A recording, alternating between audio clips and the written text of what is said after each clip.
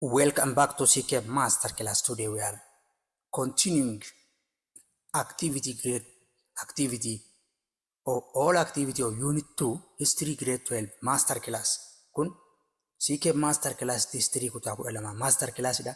Har'ammoo kan ilaaluuf deemnu activity boqonnaa lama guutumaa guututti bifa konseptii qabuu fi akkaataa qormaata dhufuu itti danda'uun kan isiniif dhiyeessuuf deemnu ta'a.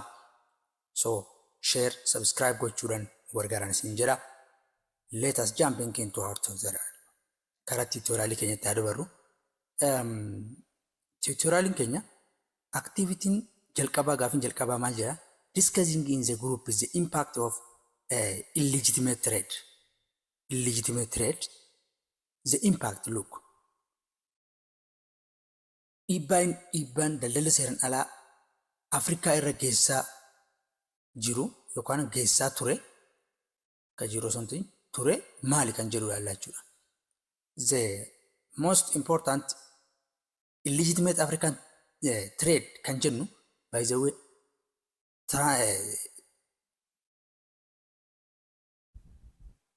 Atlantic slave trade. Atlantic slave trade was the catastrophic event in history, in African history. Its impact can be analyzed in 4 dimensions. Daldalli garbaa Atlantikii qaxxaamuree biyyoota Ameerikaa fi biyyoota Awurooppaatti uummanni Afrikaa gurguramaa ture sun daldala dhiibbaa guddaa dhiibbaa hamaa haga ammatti biyya Afrikaan ittiin miidhamaa jirtu daldala Itoophiyaa irratti fidee jechuudha. Kan ammoo karaa afuriin xiinxaluu dandeenya jechuudha. The first one is tokkoffaratti demographic and human impacts. Tokkoffaratti dhiibbaa inni demographic jechuun baay'ina namaa jechuudha yookaan dhiibbaa demograafii fi akkasuma dhiibbaa nama irratti fide irra kanaa jechuudha. When we say the impact of demographic and the human impact, millions of African, mostly young men, women, forcibly are removed from their communities. Dargaggoota shamarranii fi humna sila biyyaa bu'aa hojjetu hawaasa isaaniirraa humnaan qabamuudhaan karaa biyyoota Ameerikaa fi biyyoota Afrikaa, biyyoota Awurooppaatti deemuu turan jechuudha. Akkasuma daldalli kun dhiibbaa inni Afrikaa irratti fide karaa kanaan this trade depopulation led to weakening the labor forces and reducing the agricultural outcomes and disrupted social communities. Daldalli kun lakkoofsa uummataa hir'isuudhaan humni hojjetaa akka laaffatuu fi oomisha qonnaa akka hir'atu itti fufiinsa hawaasaa jeeqee jira jechuudha. Or disrupted social community gochuu danda'ee jira jechuudha. As well, the families clan were destroyed and creating psychological trauma and social instability. Akkasuma daldalli kun daldala maatii balleessuudhaan, sanyii balleessuudhaan, dhiibbaa xiinsammuutii fi social jeeqamiinsa hawaasaa uumuudhaan daldala illegitimate trade daldalli seeraan alaa kun dhiibbaa guddaa Afrikaa irratti fiduu danda'ee jira jechuudha. Inni lammaffaan xiinxala keenya demography and human impact taane economic impact dha. Dhiibbaan inni karaa diinagdeetiin fide maali kan jennu yoo ilaalle akkuma beeknu traditionally African economy were severely disrupted. Akkuma beeknu uummanni Afrikaa hedduun qonna irratti hundaa'a. Yeroo dargaggoonni humni oomisha biyyaa silaa jijjiiruu danda'u karaa daldala garbaatiin deemee biyyoota Ameerikaa fi biyyoota Ameerikaa kaabaa, Ameerikaa kibbaa akkasuma biyyoota Awurooppaa yeroo inni humnaan tajaajilutti dinagdeen Afrikaa it is very disrupted ni jeeqamee jira jechuudha. The labor, the key resource was exported rather than invested in farming, craftsmanship or trades. Akkasuma qabeenyi ijoon uummata Afrikaa kan ta'e humna namaa silaa isa qonnarratti hojjetee meeshaalee qonnaa san uummata Afrikaatiif ekspoortii godhu maal dalage daldala seeraan alaa kana deemuudhaan qabeenya ekspoortii godhuu jala humna isaa investi godhuudhaan farming and craftsmanship or trades biyyoota Afrikaa, biyyoota Ameerikaatiif, biyyoota Awurooppaatiif warreen daldala seeraan alaa kana jalqabaniif akka mi'a guddaa meeshaa isaan ittiin tajaajilaa turan ta'ee jiraachuudha. And as we know, Africa became depending on what? Making Africa become depending on European manufactured goods and losing economic autonomy. Dhiibbaan diinagdee inni tokko kan inni fide Afrikaan manufacturing meeshaalee oomisha kan biyyoota Awurooppaa fi biyyoota ardii Ameerikaa, especially the mainly biyyoota Awurooppaa like Britain, France kanarratti hundaa akka isheen hundootu gochuudhaan losing the economic autonomy. If danda'uu diinagdee birmadummaa diinagdee akka Afrikaan dhabduuf daldalli Atlantic slave trade is or illegitimate trade is the great impact on Africa. Dhiibbaa guddaa Afrikaa irratti fiduu danda'ee jiraachuudha. Na inni lammaffaan xiinxalli keenya inni lammaffaan isa kanaa jechuudha. Inni sadaffaan political and social impacts. Political and social impact. Dhiibbaa siyaasatii fi dhiibbaa hawaasummaa daldalli seeraan alaa kun Afrikaa irratti fidee maali jennee ilaaluu dandeenya jechuudha. The demand for slave encouraged wars, rioting and political instability. Fedhiin daldalaaf yookaan fedhiin daldalaaf godhamu yookaan fedhiin daldala garbaa kanaaf godhamu waraana jajjabeessa, siyaasa jajjabeessa ture jechuudha. Tasgabbii dhabuu sirna siyaasatiif sababa guddaa ta'ee ture jechuudha. Akkasuma yeroo sirni siyaasaa tasgabbii dhabamu akkuma beekamu hawaasi manni tasgabbii dhabaa jechuudha. So hara kanaan political and social impact irratti dhiibbaa fiduu danda'ee jiraachuu well. Inni biraa some African states losses rose in power by capturing the slave, creating the inter-ethnic mistrust and conflicts. Akkasuma mootummoonni Afrikaa tokko tokko garboota qabachuudhaan wal amantaa dhabuu fi wal dhabdee saba gidduutti akka uumamuuf daldala garbaa fayyadamanii yeroo aangootti itti ol ba'an mul'ataa ture jechuudha. So kun especially inter-ethnic mistrusting kun ammoo by the way it make the country that long-term effect in the futures. Akka wal dhabdeen yookaan wal amantaan sabummaa gidduutti gaggeeffamu kun long-term effect yookaan dhiibbaa yeroo dheeraa kan karaa fuulduratti illee hawaasni sun saboonni biyya san keessa jiraatan sun akka isaan wal amanne godhachuu. So fakkeenyaaf san keessaa kan fudhatuu dandeenyu biyyuma keenyattuu fudhatuu dandeenya jechuudha. Inni biraa immoo the social cohesions and the moral system deteriorated as society becomes a conflict and capturing the own people for profits. Akkasuma yeroo walitti hidhamiinsi hawaasaa fi sirni naamusaa akka hawaasatti jiru xiqqaataa deteriorate ta'aa dhufe jechuudha. Deteriorate means it is decreasing gradually or yeroo itti gad xiqqaataa deemu jechuudha. Deteriorate jechuun gadi mucucaataa yeroo deemu jechuudha. So it become conflict and capturing the own people for the profit. Biyyoonni namoonni hundi fedhii isaaniitiif yeroo itti qabataa turan jechuudha. Inni sadaffaan xiinxala keenyaa isa kanaa jechuudha. Inni biraa immoo long term consequence kan jennu long term consequence kan jennu kun ammoo dhiibbaa yeroo dheeraa consequence yeroo dheeraa jechuudha. It weaken states. Biyya laaffisa daldalli kun biyya laaffisaa ture jechuudha. And the fragmented the society become vulnerable to the colonial conquests. Biyya laaffisuudhaan akkasuma hawaasa sabummaa fi akka namni tokkummaa biyyi sun tokkummaa qabaanne gochuudhaan fragmented cabsuudhaan become vulnerable to the social conquest, colonial conquest. Kunis biyyoonni Awurooppaa salphatti akka isaan biyyoota Afrikaa koloneeffatan sababa ta'ee jira jechuudha. So kun long term consequence daldala saniiti jechuudha. Inni biraa the legacy of inequality, mistrust and underdevelopment continue to affect African countries. Akkasuma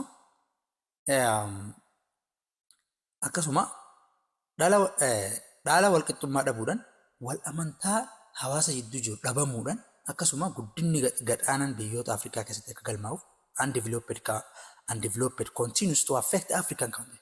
Akka biyyoonni Afrikaa hin guddanne sababa ta'ee jira jechuudha. Long term effect jechuudha. And then what is the responsibility of Europeans and Africans? itti gaafatamummaa biyyoonni Afrikaa fi biyyoonni Ameerikaa, biyyoonni Awurooppaa qaban maali jennee kan xiqqeessine bifa isinii kennuun kan dhiyeessinu ta'a jechuudha. Silaayidii tokkoon jechuudha. Zen kanaanis tokkoffaa irratti itti gaafatamummaa guddaa kan qabu biyyoota Awurooppaati. How akkamitti yoonne biyyoonni Awurooppaa they created the demands, provide a weapons, ships and a financial incentive and organizing the trade. Maaliif itti gaafatamuudha? Why the European country take as first responsibility? Maaliif biyyoonni Awurooppaa jalqaba irratti responsibility kana fudhatan jettanii yoo na gaafatan? The first one is what? Biyyoonni Awurooppaa warra daldala kana qindeessedha. Fedhii daldala garbaatiif qaban biyyoota Awurooppaa kan warra qixxeessee fi warra meeshaa waraanaa dhiyeessuudha. Warra doonii dhiyeessuudha. Warra onnachiiftuu maallaqaa financial incentive warra dhiyeessuudha. And organizing the trade. Walumaa galatti warra daldala garbaa kana dhiyeessuudha waan ta'eef itti gaafatamummaa jalqabaa isaan qabaachuu. Not only Europeans, Africans also involved in this trade. Awurooppaa qofa osoo hin taane biyyoonni Afrikalleen daldala kana keessatti hirmaachuu danda'anii jiran jechuudha. How? Akkamitti yoonne? The African involvement certainly keessattuu ammoo the leader, the traders collaborated hoggantoonni daldaltoonni sometimes motivated by wealthy qabeenyaaf jedhanii security nageenya isaaniitiif jedhanii and political advantage jedhaaf jedhanii biyyoota Awurooppaa wajjin tokkoomuudhaan biyyoonni Afrikalleen sometimes itti gaafatamummaa haga taatanii qaban jechuudha. So kana yeroo xiinxalummoo gabaabsinee yeroo ilaallu while European powers bearing the primary responsibility for initiating and sustaining the system, the local actor contributed often under the coercion manipulations. Biyyoonni Awurooppaa itti gaafatamummaa jalqabaa yoo fudhatanillee yookaan sirna kana jalqabsiisuu fi sirna kana itti fufsiisu sustaining the system fufsiisuudhaaf itti gaafatamummaa jalqabaa yoo fudhatanillee hoggantoonni biyyoota Afrikaa yookaan hawaasa Afrikaa contributed often under the coercion humnaan uummata qabuu fi manipulations waliidhaa adda addaa fayyadamuudhaan isaanis itti gaafatamummaa ni fudhatan. So responsibility is therefore shared, but Europeans are historically accountable for the scale and the system of the nature of the street. Itti gaafatamummaan kan hunda biyyoota Afrikaatii fi hoggantoota biyyoota Afrikaatii fi biyyoota Awurooppaati. But Europeans are historically accountable. Garuu akka dhugaa dubbatu biyyoonni Awurooppaa seeralleedhaan biyyoota itti gaafatamummaa qaban jechuudha. Because daldala kana warri siistama kana namni neecharii isaa kireet godhee fidee Afrikaa waan ta'eef jechuudha. Biyyoota Awurooppaa waan ta'eef jechuudha. Biyyoota Awurooppaa waan ta'eef jechuudha. So daldalli garbaa haala kanaan Afrikaa miidhuu jira jechuudha. Well, then erga kana ilaallee booda what is the African involvement? African involvement Afrikaan akkamitti keessatti hirmaate? Maaliif keessatti hirmaate kan jedhu ilaallaa jechuudha. The first one is victims. Miidhamaan uummata Afrikaati. The million captured and the family destroyed, the community destabilized. Miiliyoonotaan kan lakkaa'aman qabamanii turanii and the family is destroyed. Maatiin bade hawaasni nageenya dhabee ture jechuudha bara daldala kanaa jechuudha. Then who is participant? Eenyu warra keessatti hirmaate? African rulers captured and sold the people to Europe. Hoggantoonni biyyoota Afrikaa meeshaa waraanaa adda addaa meeshaalee ammayyaa adda addaa fudhachuudhaaf hawaasa qabuudhaan namoota biyya isaanii keessa jiran qabuudhaan sold the people to Europe. Biyyoota Awurooppaatti gurgurachuudhaan biyyoota Awurooppaa keessatti immoo biyyoonni Awurooppaa immoo plantationii adda addaa biyyoota akka kolonii isaanii keessatti daleessan. What is the reason behind for this? There are three main reasons. Sababoota gurguddoo sadii jira. The first one is economic gain from European trade. Tokko sirna diinagdeedha. Meeshaalee adda addaa generally we can say materialized. Tokko economic gain from European. Eurooppaa irraa daldala Eurooppaa irraa maallaqaa yookaan diinagdee argatudha. The second political competitions, the kingdom wanted to weapons to defend themselves or expand. Tokkof lammaffatti maali? Wal dorgommii siyaasati. Kingdamiin Afrikaa keessa jirulleen meeshaa waraanaa fudhachuudhaan iftissuu fi akkasuma babal'ifannaa mataa isaa barbaada waan ta'eef so biyyoota Awurooppaatii wajjin hojii kana hojjetuun dirqama isaa jechuudha. And the third is what? Exploitations of pre-existing form of servitude. Inni sadaffaan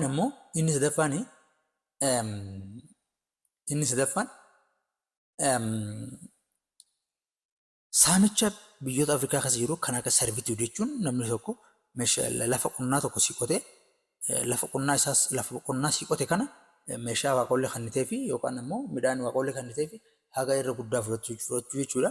And the European manipulation and the pressures. Waliin dhahinsa Awurooppaa fedhii Awurooppaanotaati fi dhiibbaa Awurooppaanonni qabu kana eegsisuudhaaf biyyoonni Afrikaa sababa kana argatuudhaaf daldala waraanaa kana keessatti hirmaachuu danda'anii jiran jechuudha. Well, and activity 2.1 question 2 maal jedha? Can we blame the only Europeans? Look, the only Europeans colonizers for problem created in Western Africa during the transatlantic slave trade. Atlantic slave trade jechuudha. Biyyoota Awurooppaa qofa komachuu ni dandeenya. We cannot. Hin dandeenyu. Because biyyoonni Afrikaa illee keessatti hirmaatanii jira waan ta'eef hin dandeenyu jechuudha. The reason behind are below.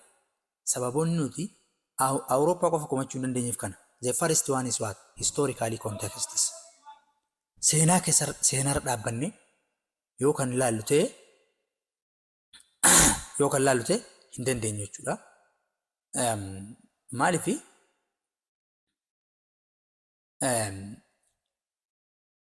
the transatlantic slave trade 15th up to 19th century involves the capture, transport, sale of millions of Africans to the Americans. Daldalli yookaan daldalli Atlantic slave trade sochiin daldalaa kuni jaarraa 15ffaa fi jaarraa 19ffaa keessaa kan hirmaachise Afrikaanota miiliyoonota lakkaa'aman qabachuudhaan akkasuma warra qabatan kana geejjibsiisuu fi gurguruudhaan gara Ameerikaatti geessuudhaan akka isaan toobakoo adda addaa kushaaraa adda addaa akka isaan hirmaannaa sirna diinagdee qonnaa laaphaqa extensive laborii humnaan akka isaan hojjechiisan ta'ee jiraachuu. European power, particularly Portugal, Britain,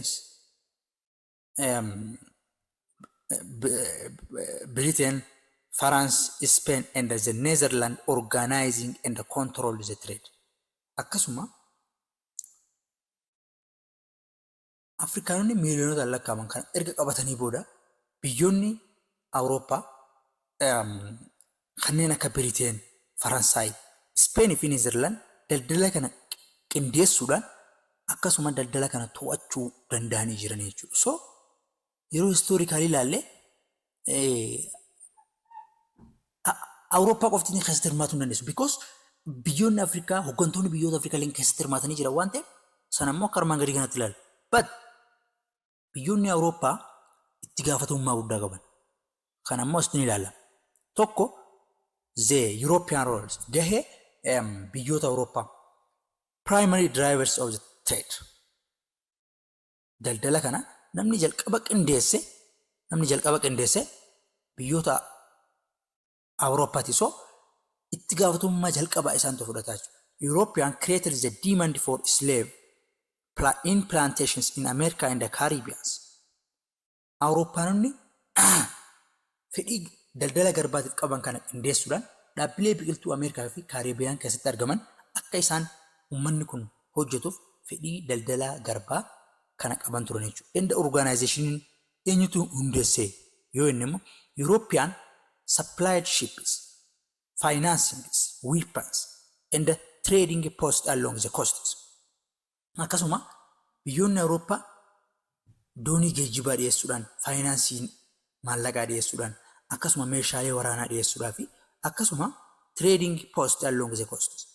Daldala garbaa kan qarqara bishaan irratti gaggeeffamu, qarqara garboota gurguddoo irratti gaggeeffamu dhiyeessuudhaan akka itti gaafatamummaa jalqabaa godhan qabaatan ta'ee jira jechuudha. Well, and the arming and the manipulating of the African states. Akkasuma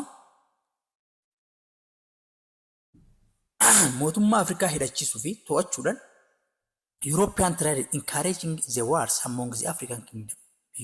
Daldaltoonni Awurooppaa waraana mootota biyyoota Awurooppaa jidduu biyyoota Afrikaa jidduu jiran kan akka fakkeenyaaf Ashantee kingdamii jira.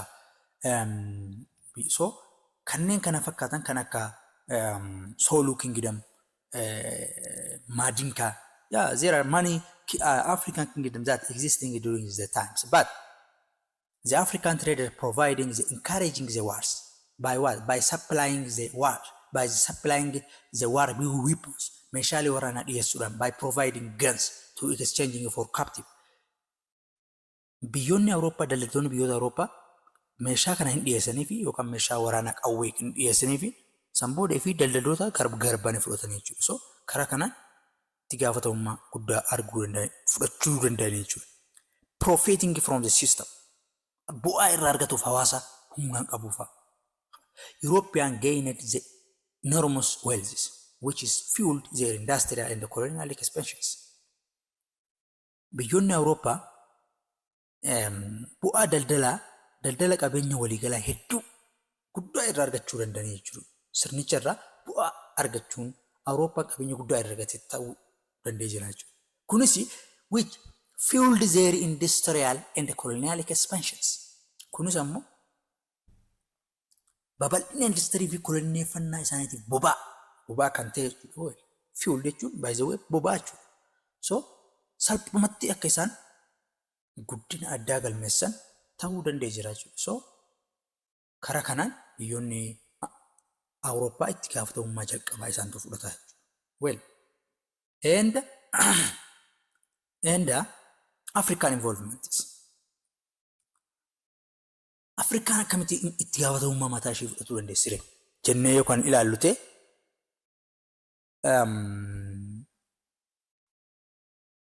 tokko some African rulers and merchants actively participated in the trade.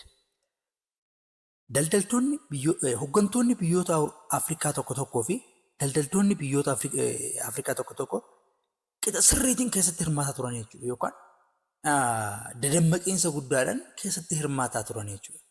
To what? Capturing the slaving the trade. Kunis garboota qabachuu fi gurguruu irratti dadammaqiinsa hirmaataa turaniif jechuudha.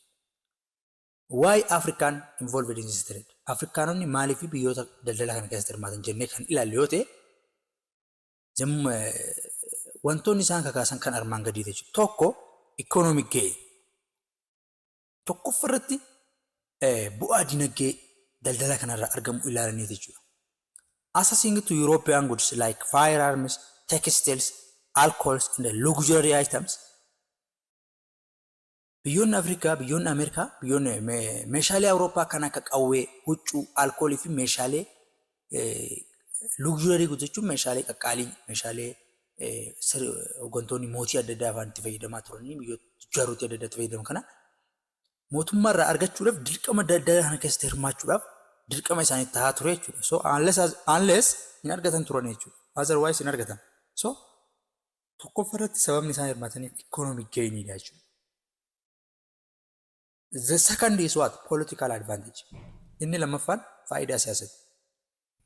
Akkamitti yoonne using the slave trade to weaken the rivalry kingdoms or gaining the military superiority. Look. Daldala garbaa fayyadamuudhaan mootummoota wal morkatan kan fakkeenyaaf kingdamii keessatti yeroo kingdamiin tokko jiru faallaa isaa warra jiran ni jira. Warreen isaan san laaffisuudhaan yookaan olaantummaa waraanaa argachuudhaaf sirna siyaasaa yookaan political advantage the African rulers what involved in the Atlantic slave trade. Daldala garbaa keessatti hirmaachuu turan jechuudha.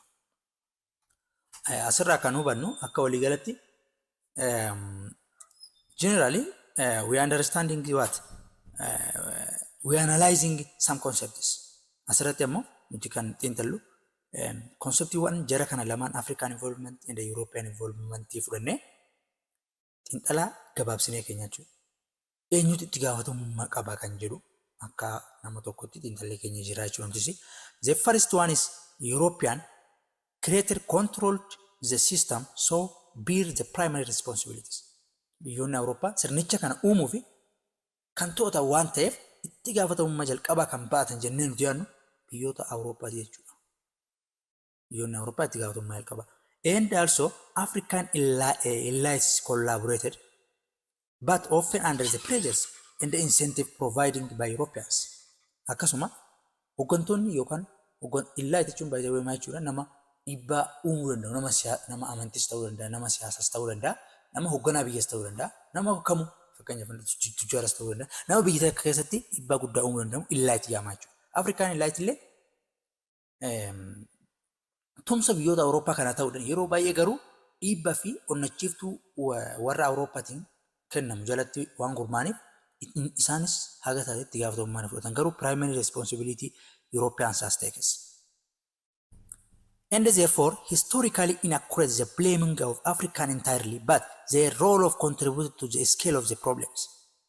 Akkasuma kanaaf Afrikaanota guutumaan guututti komachuun seenaa keessatti sirrii ta'uu baatus guddina rakkoo kanaatiif gahee isaanii dhugaa dubbatuuf gumaachanii jiran jechuudha. Asirraa akkuma agarru kana.